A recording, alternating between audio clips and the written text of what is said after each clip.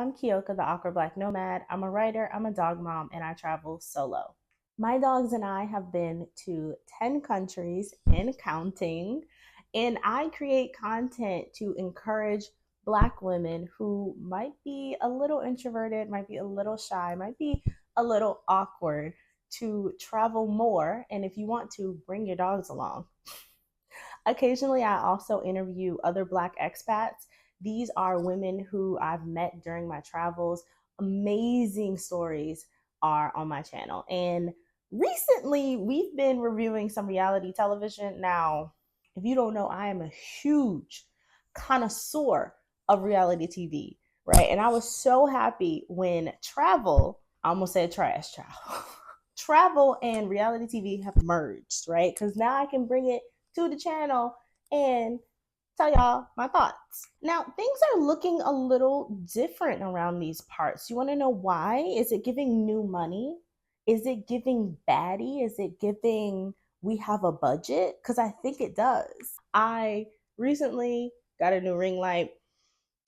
Y'all don't know this, but I broke my old one accidentally. And I'm gonna start wearing my mic because I feel like the sound is better. So we're gonna see. Hopefully I don't mess up with my camera. Last video I was filming from the wrong. I was filming zoomed in or zoomed out. We're learning, right? I'm not as young as I used to be. So, some of this technology, I'm slow picking it up. Anyways, this was actually a really good episode. I have my notes. Let's get into it. We're gonna start with the Kellys. Gerald is trying to talk to his youngest son, Hunter, about sleeping in his own bed. Hunter is having some trouble adjusting to Ghana. He's been crying during the night and having trouble getting to sleep. I feel really bad for him. I actually really felt bad for the kids this episode because the Davies children are also having some trouble getting adjusted to life in Africa. But the funniest thing is when that little boy said, "You're 58." Because I don't believe in age shaming, but you telling a baby that he needs to sleep on his own and his mama shouldn't sleep with him. The biggest drag is, but you're 58 and you want my mama to sleep with you. Gerald talks about not understanding the difference between Celsius and Fahrenheit. I'm not gonna hold you, neither do I. Like, it's confusing. I think anything above 15, 20 is very, very hot. And I know when they get into the teens, it's very cold. The teens and below are cold. That's all I have. But bringing a fur coat to Africa is kind of crazy. Not gonna lie, it's kind of crazy. I did buy this cape in Morocco that I probably wore maybe twice. It was just so impractical. It was an impractical thing to buy, especially like when you're traveling long term or you're going to be in a new place for a long time. Just keep it light. While they were talking, the power actually goes out, and that happens because of something called load shedding. So, little known fact, your girl Keyoka used to write about renewable energy, so I actually know a little bit about power grids and electricity. Load shedding happens when basically the demand is so high that the current energy infrastructure can't meet that demand, right? We saw that in Texas when there was the big freeze. Because Texas is on a separate power grid, you see, we're not going to go off on a tangent, right? But that's why when we have these major natural disasters, they'll have power outages because something has probably happened to the power infrastructure, right? So in Louisiana, every time there's a hurricane, we lose power. That's because Louisiana has a lot of above ground power lines, right? It's also not uncommon, right? Like, this is basically how power infrastructures regulate themselves. So you may experience outages if you go to places like Africa. I was trying to be cute with the microphone, but then I started recording and none of the videos had sound. There's this scene where a barber comes to the Kelly's house to give him the lineup. And I mean, look, they was looking clean. I ain't gonna hold you, all right? I always think it's really nice. It's a nice experience when you can have people bring services to you. When I was in South Africa, I actually had a braider come and do my hair. And it's just nice. It just feels luxurious. It was really interesting to see them practicing the jokes. I feel like we never really get to see that, right? Like, if you're an audience member then you only see when the joke is completed and it's already funny. But to see them like try different things out and down some of them, rightfully so, was really interesting. You don't know much about Gerald Kelly, but that little one, Hunter Kelly, he is hilarious. He has really great comedic timing, and he's the star of the show as far as I'm concerned. Later on, the Kellys meet up with Tony and Ayo, who have this sort of black expat gathering. It's a lot. There were a lot of people there, right? And they invited people from the community and local expats to come and visit. And it was really nice to see the family connect with people. I think that was one of my gripes in a previous review, is that they weren't talking to locals. They weren't really talking to anybody, right? Tony and Ayo have been in Ghana for a while, and they have their own YouTube channel, so they provide a lot of insight in this show. And I really think it was nice for them to meet up with the Kellys, and also Tony is helping them find a venue to host their comedy show. So it was just really good. I will say my one takeaway from this scene, probably that, like, I hope Gerard didn't buy that shirt, that little baby shirt. I hope he didn't buy that. That just wasn't the vibe. And finally, the Kellys' eldest son, whose name is escaping me and I didn't write down, and the dad, Gerald, go out. So they go out to a bar situation. Let me know y'all thoughts. But that eldest son, I don't really care for him too much, because the first episode he mentioned something about how he wants to date Ghanaian women or see what Ghanaian women are like, or African, I think he said African, because they're different than American women. And it was giving passport bro. It was giving my bad behavior isn't tolerated in the US, so I'm going to go to a different country where there are socioeconomic disparities and see if I can find a woman who will tolerate my bad behavior because she has no other choice. That's what it gave. I don't know if that's what it's giving, but that's what it gave to me. So moving along, he did say something about how Gerald and Lamara argue a lot because of business, and it reaffirmed to Gerald that he needed to stay in his marriage, I guess. I don't know about the Kellys. I don't know. Just personally, I don't know about them. So the Smileys. So first we start off with Elaine not crossing the street. So like I said, I'm from New Orleans. New Orleans people cross the street, then look, okay? We'll walk halfway and then look. That's not the safest thing, but I made it. You know, that fear about crossing the street, I don't know. I guess because the cars are moving really fast, but I just feel like if you with the Ghanaian, she gonna pull you along, you could go. So they ended up walking out of the way to get to the bus, like across the above ground bridge and get into the bus. It looked like they walked a lot. It looked like it was hot. So that was a choice. But she was so scared. I was like, girl, get it together. You don't have to look so shook and holding on to that lady like that. Like, and so next they're in the market. So give her this. The markets are really crowded and it does look really overwhelming. So for me, my first experience of a marketplace like that was in Morocco, going down into the souk, and it was like, this is a lot going on. These are a lot of people. Everything is just out.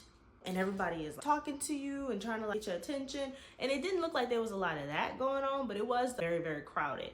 And so markets in the US, at least in Texas, like, are almost like artisan. It has to look a certain way, and it's very spread out, and it's, you know, these are our cheeses, and it's, or this is a local craft. Like, it's the same concept, but spread out, right? And very select sometimes. So seldom do these places get super overcrowded. I think also, you know, the meat being outside, that was a little alarming for me. I don't know if it's like this. So I'll say this, I have never been to Ghana, so I don't know if it's like this, but them zooming in on the flies around the meat, I'm like, why y'all gotta zoom in like that? It looks really bad. And I mean, I'm vegetarian, that's all. Well, right now, I'm vegetarian right now, so I don't know. But yeah, I can understand why her senses were probably overwhelmed. I get like that in places like that too, because I have social anxiety, so I really don't like to be in very crowded places. So it did look uncomfortable. A lot of this episode was the Smileys talking about budget. So Elaine used to make more than her husband, but since moving to Zambia, she is now unemployed, child. And the husband, I believe, is some kind of educator. So not getting paid a lot, and they're having to live off of his salary. So my question was, what kind of preparation went into you guys moving abroad? I would not recommend anybody try to get a job abroad. I would recommend that they either be entrepreneurs or have a job that they can work remotely, have a significant amount in savings. I'm wondering what their savings looks like, right? Because you shouldn't just have to depend on, I'm saying savings, but I mean investments too. But I am curious about what their finances look like before they decided to make the move. Another option would be having a foreign company hire you. But again, and this is something that Tony and Ayo said in one of their Ghana videos, it's hard to find a job out there. They said you got people with masters working down to the watering depot. Like, what? I think it's also important to understand that coming from the US, you probably won't get the same salary that you might be accustomed to, because in other countries, they're gonna pay you less. I think in a lot of different countries, depending on where you choose, they have better social programs, better things to where you don't, a better cost of living to where you don't have to necessarily make exorbitant amounts of money. But just consider you may be taking a pay cut if you do decide to get a job abroad. They also talked a lot about the cost of living being more than they anticipated. So groceries were really expensive. A caveat I would point out though is maybe where they're choosing to buy groceries might be a little bit more pricier. So just off the top of my head, I'm thinking in Albania, it was very cheap to buy fruit and vegetables and produce and such from the local farmers. But if I bought it from a store, depending on the area I was buying it in, depending on if this was a store that had a lot of like foreign imported products, I was paying more money there as opposed to if I would just go to the market, an open air market, and buy my groceries from there, right? So spending the equivalent of $200, and then also considering they show us the size of the refrigerator. So you might be overbuying. There probably could be some amendments, right, to lifestyle there that they haven't explored. But these are just things I'm thinking about as I'm watching the show. When Elaine goes to the little boutique and she tries on that outfit, oh my God, it was so pretty. I want to have clothes made. I deserve. But see, part of it is there's a spending problem somewhere, right? So Elaine talks a lot about, I'm not cheap with myself and I want certain things. And then the husband starts listing off spa treatments, the gym, having a trainer and different things like that. And I get it. You have access to things when you're used to making more money and not having to live on a budget. So there is this adjustment that needs to be made. I think some of it is mindset, right? Because in the US, we tie a lot of importance to physical things. Consumerism is huge here. Like, you are valued by what you do and what you have on. People need to see it. And so it's probably going to be an adjustment if you think, oh, I'm going to go to Africa and my cost of living is going to be lower and I'm going to be balling out of control. I think a lot of people are finding out that's not the case. And it might be the case in other places, but it's not the case in Ghana. Later on in the episode, the husband goes golfing with his friend Misimba. I like that name. So they go golfing, and isn't it crazy? There's just these stark contrasts in environments. So like, you know, you'll see that the Smileys live in a quote unquote nice neighborhood that they have the use of a car in, right? But then you go to like markets and it's very poor and we're zooming in on the flies. And then there's a golf course where everybody's wearing like Tommy Hilfiger shirts and collared shirts and stuff like that. You know what I mean? Doesn't it feel like, I almost want to say the Smileys want to be upper echelon in Zambia, but they don't make enough money to get there. But there's access to it, but they don't have it. There's real rich people there, right? But they're not one of them. And maybe they thought, I don't know, should I say this? Maybe they're coming from a place of American pretension, Like, I'm gonna go to Africa, and I'm like, because I have the US dollar, I'm gonna go there, and my money's gonna stretch, and I'm gonna be able to live in opulence. And to some degree, yeah, you have a helper, you get to live in whatever the nicer neighborhood is, but you're also struggling financially because you're living above your means. It's interesting. So Elaine actually ends up working with a nonprofit called My Zambia, My Responsibility.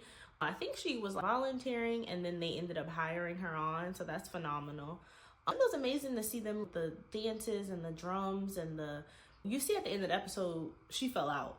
Now, maybe I'm a little woo-woo, right? And I'm gonna talk more about it when we get to Julia and the Davies.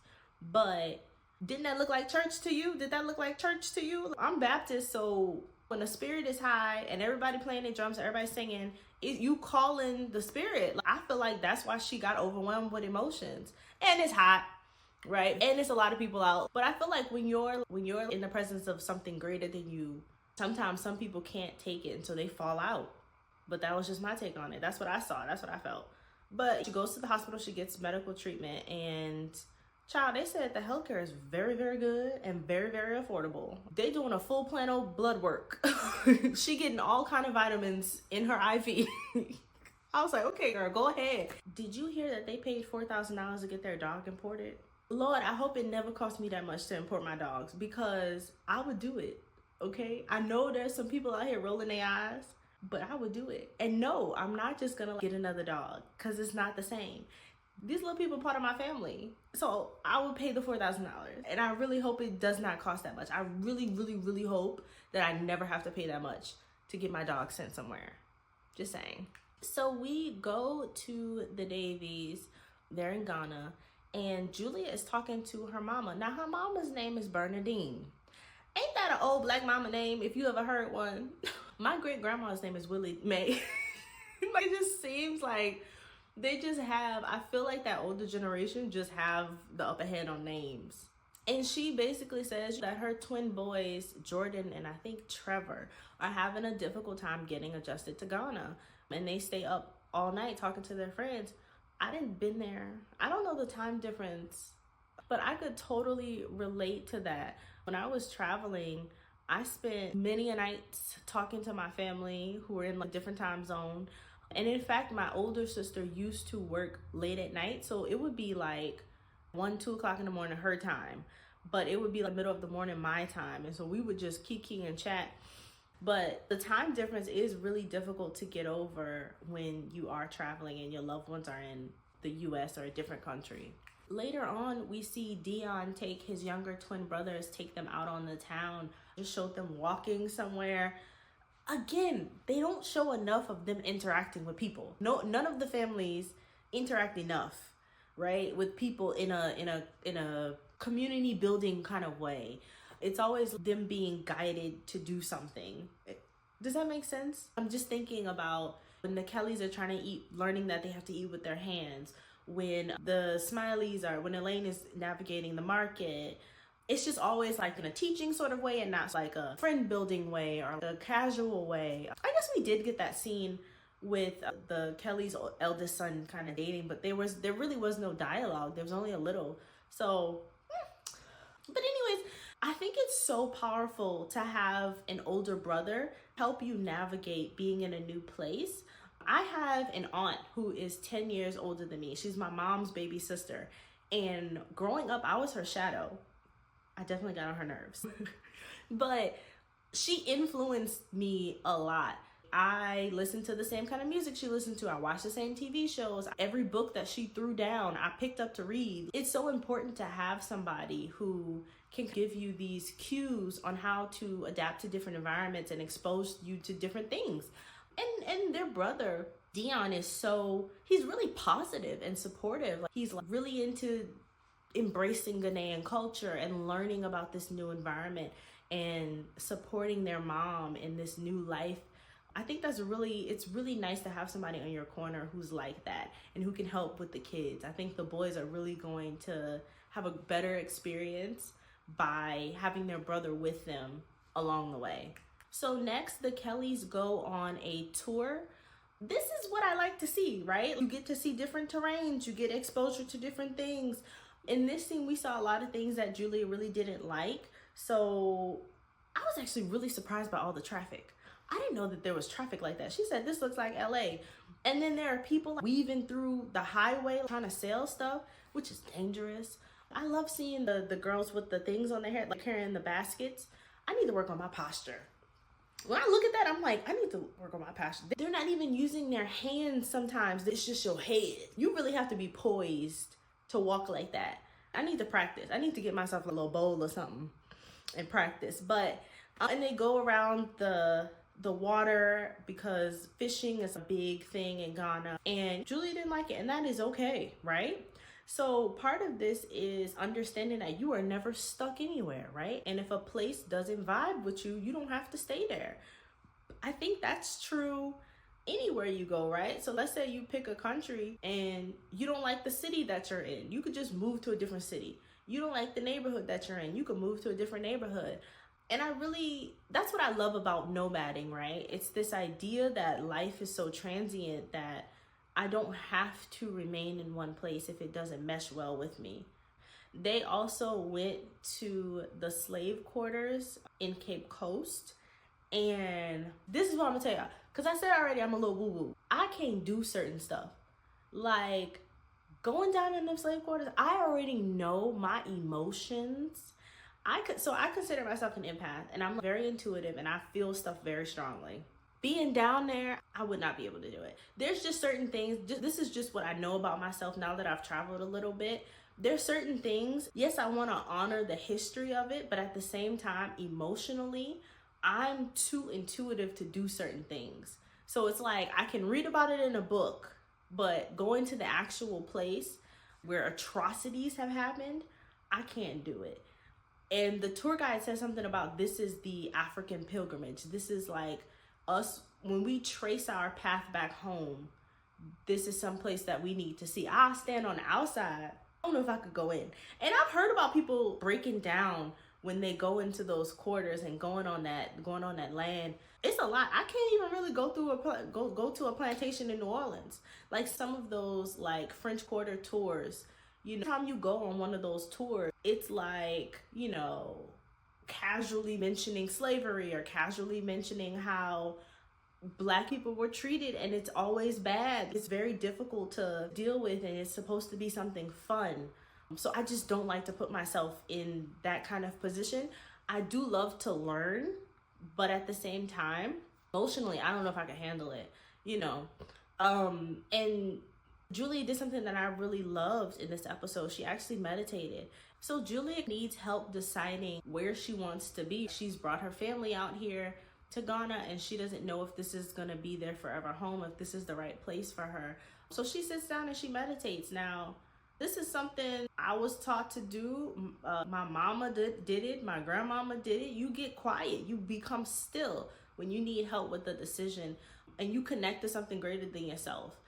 And it helps to have an awareness about what your happiness feels like and what it looks like for you, because I think all of these things go into you making a decision about where you want to live. So I really appreciate them showing that, even though it might be a little woo-woo for everybody. I'm a little woo-woo. I'm a woo-woo queen. So I'm going to remind you for the umpteenth time to please like the video. Please share with a friend, right? And have a great day. Stay Black, yeah? Peace out. This is Keyoka, the Awkward Black Nomad.